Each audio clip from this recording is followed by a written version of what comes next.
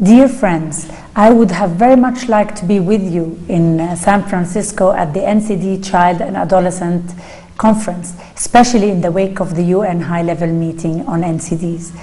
I would like to thank NCD Child and all its committee members and participants for organizing this extremely important conference and for working so hard to ensure that children with chronic diseases receive the care they need, regardless of where they live.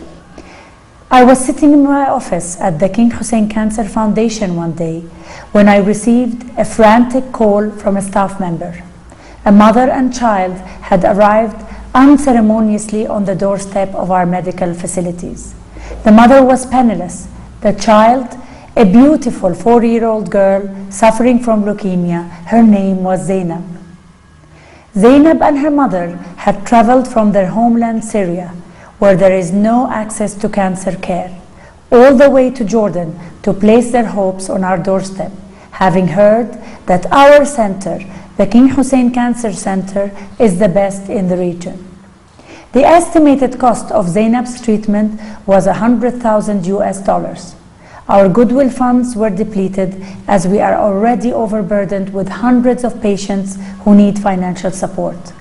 And the staff member on the other end of the line was asking, what should we say to Zainab's mother? As I held the phone in my hand, there were two things I knew for sure. One, this lovely little girl had her whole life in front of her, if she could only be given the chance for a cure.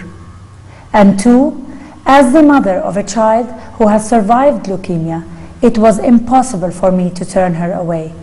We would have to find a way to cover her treatment costs later. In the developing world, this inequity is something that we face every day.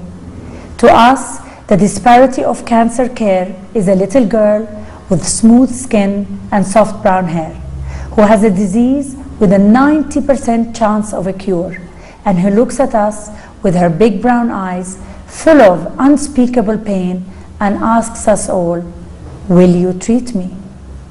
This story is multiplied over and over again in developing countries, not just with cancer, but with other NCDs as well.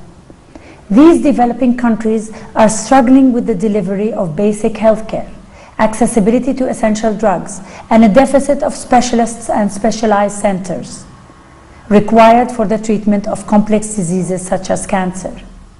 The good news is that we have already come a long way.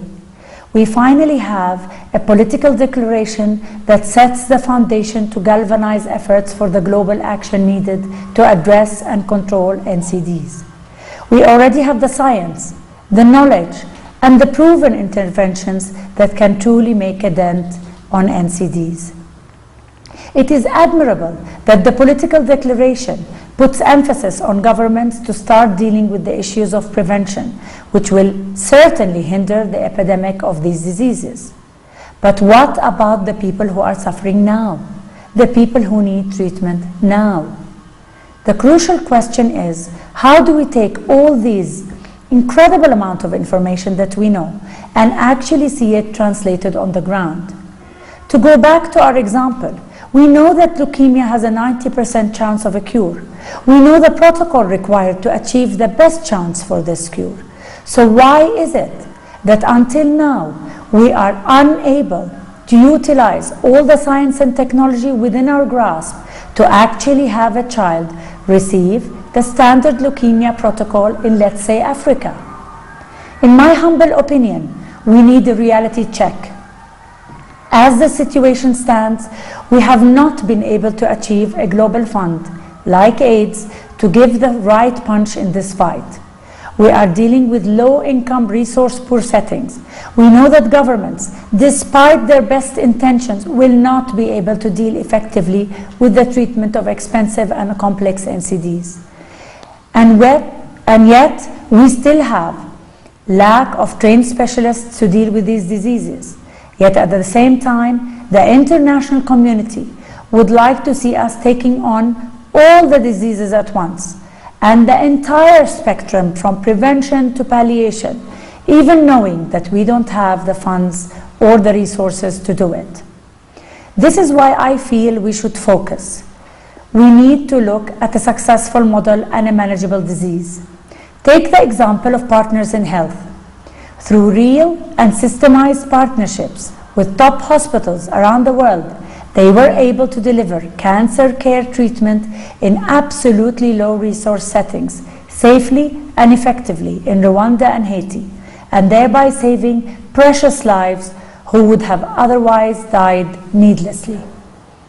And then, if we are to focus at childhood cancers, or even only leukemia, for instance, and take from Partners in Health's success and experience, we can start to build a system, taking on all the realities, outsourcing the more complex procedures such as diagnosis, using telesynergy where needed, starting training centers to train specialists on a regional basis, and effectively putting in place a system which provides the next best thing without compromising quality.